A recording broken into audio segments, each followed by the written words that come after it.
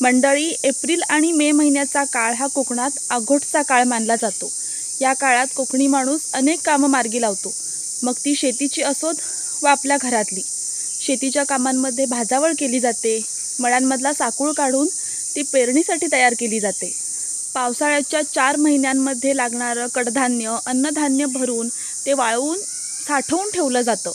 त्याचप्रमाणे वर्षभरासाठी लागणारं तिखट तसंच गरम मसाला तयार केला जातो।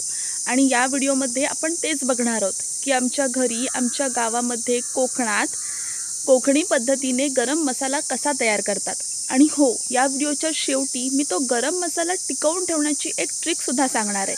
त्यामुळे हा व्हिडिओ स्किप न करता शेवटपर्यंत नक्की बघा आणि कसा वाटला ते कमेंटमध्ये जरूर कळवा।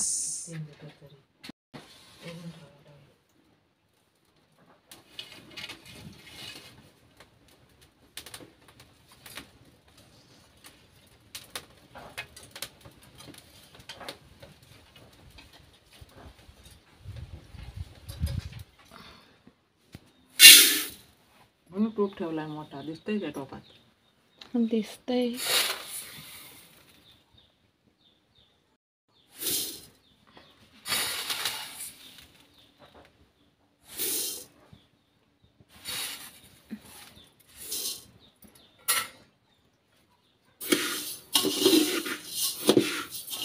गरम मसाला तयार करण्यासाठी आपण जो जिन्नस वापरणार त्यामध्ये खडे मसाले असतात, तर ते सगळे खडे मसाले 2-3 दिवस उन्हामध्ये चांगले कडक वाळवले जातात, जेणेकरून त्यातलं सगळं मॉइश्चर निघून जाईल।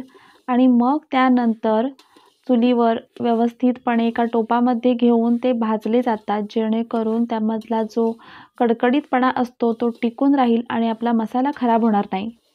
मम्मी धणे भाजून घेतीये, तोवर आपण बघूया की आपल्या या गरम मसाल्यामध्ये आणखी कोणकोणते खडे मसाले पडणार आहेत।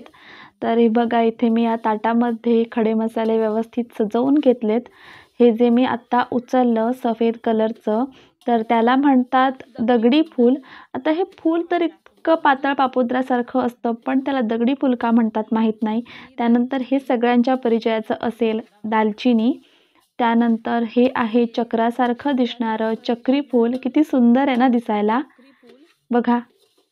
आणि ही आहे बडी इलायची, जी काही ठिकाणी काही पदार्थांमध्ये फोडणीसाठी पण वापरतात, मी व्हिडिओमध्ये पाहिलं होतं। आणि ह्या पदार्थाचं नाव मला नाही माहीत, तर हा खडा पदार्थ, खडा मसाला काय आहे ते जर तुम्हाला माहीत असेल तर व्हिडिओच्या कमेंट बॉक्समध्ये कमेंट जरूर करा।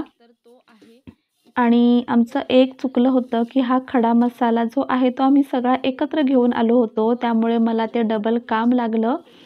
ते सगळं वेगळं वेगळं करण्याचं आता जेवढं शक्य होतं तेवढं केलं, पण दालचिनी, खसखस हे सगळं एकत्र झालं होतं। त्यानंतर ही आपली सगळ्यांची आवडती बडीशेप, जेवणानंतर खायला कोणाकोणाला आवडते।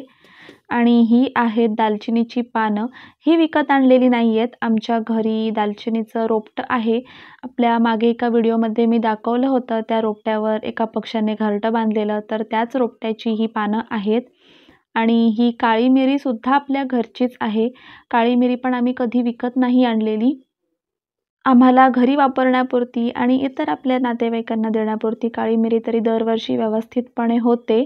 आता मी इथे बघत होते हातावर घेऊन की धणे व्यवस्थित भाजलेत की नाही, पण माझ्या समोर बसला होता तो एक्सपर्ट होता, तर तिला काही वेगळं सांगण्याची गरज नव्हती। आपल्या आयांचं किती डोकं भारी असतं ना, म्हणजे इतक्या वर्षांचा अनुभव त्यांच्या गाठीशी असतो आणि त्यामुळे एका नजरेनेच त्या सांगतात की हा पदार्थ झाला आहे की नाही झालं, ह्याच्यामध्ये पाणी जास्त झालं आहे की कमी पडलं आहे, आणि बरोबर त्यांचा अंदाज असतो।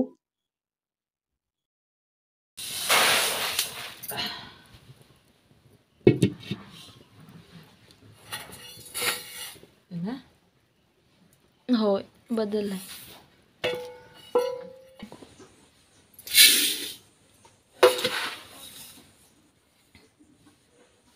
किती किलो आहे ही बडीशेप? लोक ह्याला 1 किलो पण नसते टाकला आणि अर्धा किलो टाकतात, बडीशेप कमी टाकतात।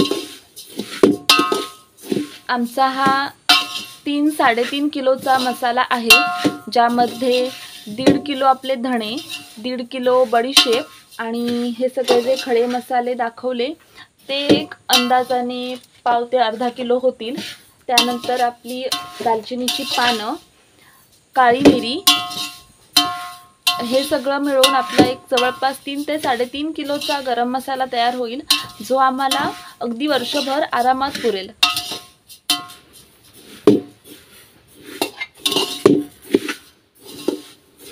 होय,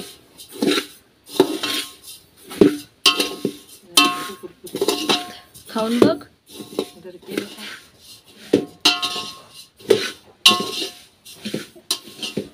हा जो गरम मसाला मम्मी भाजतीये त्या मसाल्याचे पदार्थ भाजले की नाही हे कळण्यासाठी आपण आपली जी नेहमीची ट्रिक असते ती वापरून बघायची.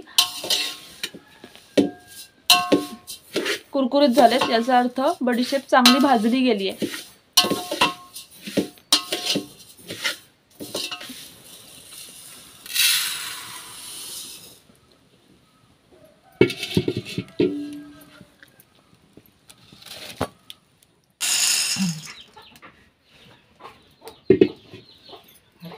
तिकडे घे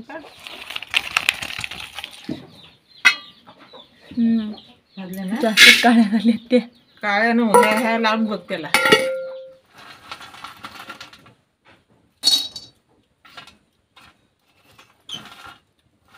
सगळं वेगवेगळं हे करायचं, भाजायचं. सगळे मसाले व्यवस्थित भाजून घेतल्यानंतर ते थोडा वेळ तसेच राहू द्यायचे, म्हणजे त्याच्यातून येणारी जी वाफ असेल, जो गरमपणा असेल तो कमी होईल आणि नंतर त्याला पाणी सुटणार नाही. त्यानंतर मग आपले जे गरम मसाले आहेत जे आपण वेगवेगळे भाजून घेतले होते ते सगळे एकत्र करायला सुरुवात करायची.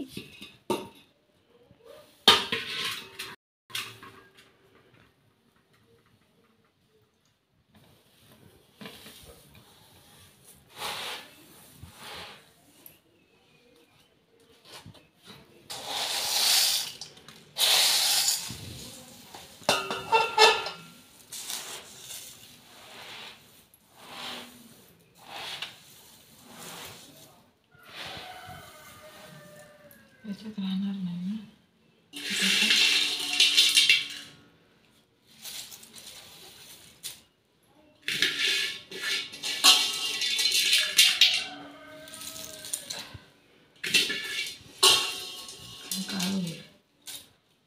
पुसते मी.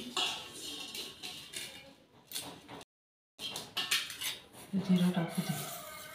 शाही जिरं केवढं आहे ते.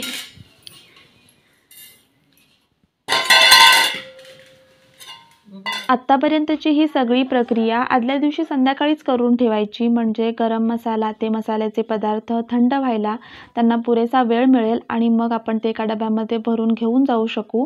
पूर्वी आमच्या गावामध्येच मोहल्ल्यामध्ये गरम मसाल्याचा डंका होता, पण आता त्यांनी तो बंद केला आहे. त्यामुळे मग आम्ही देवरुखमध्ये असलेल्या वनकरांच्या गिरणीत हा गरम मसाला बारीक करायला घेऊन जातो. ही गिरण तुमच्यापैकी बऱ्याच जणांना माहीत पण असेल.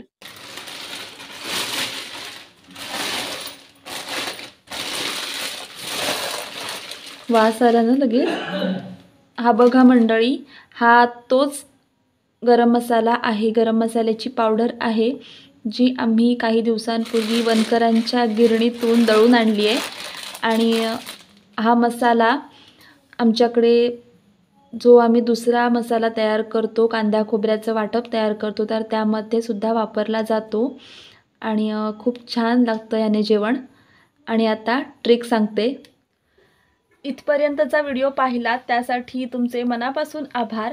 आता तुम्हाला ती एक टिप किंवा ट्रिक काहीही म्हणू शकता ते सांगते, पण मला नाही वाटत आहे की ती गोष्ट सांगण्याची गरज आहे, कारण आपल्या भारतातल्या महाराष्ट्रातल्या बऱ्यापैकी घरांमध्ये मसाला टिकवून ठेवण्यासाठी हीच एक गोष्ट वापरली जाते आणि त्यामुळे आपल्या सगळ्यांच्या आयांना, आज्यांना, मावशांना, काक्यांना, आत्यांना सगळ्यांना ही गोष्ट माहिती असणार आहे.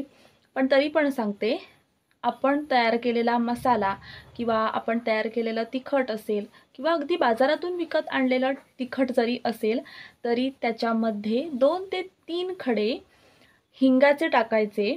जो खड्याच्या फॉर्ममध्ये हिंग मिळतो तर तो टाकायचा, म्हणजे आपण तयार केलेला मसाला तिखट अजिबात खराब होत नाही. काही वेळेला पावसाळ्यात बाहेरचं वातावरण दमट असतं आणि त्यामुळे हे सगळे पदार्थ खराब होण्याची शक्यता असते.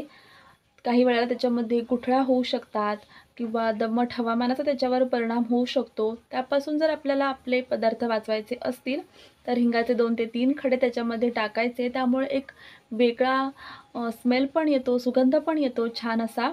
तर नक्की करून बघा आणि तुमच्याकडे आधीपासून करत असतील तर मला कमेंट बॉक्समध्ये कमेंट करून नक्की कळवा. हा व्हिडिओ कसा वाटला ते पण सांगा आणि आवडला असेल तर चॅनलला सबस्क्राईब जरूर करा. कोकणातला असाच एक माहितीपूर्ण व्हिडिओ घेऊन मी लवकरच तुमच्या भेटीला येईन. तोपर्यंत काळजी घ्या. श्री स्वामी समर्थ. अवधूत चिंतन. श्री गुरुदेव दत्त.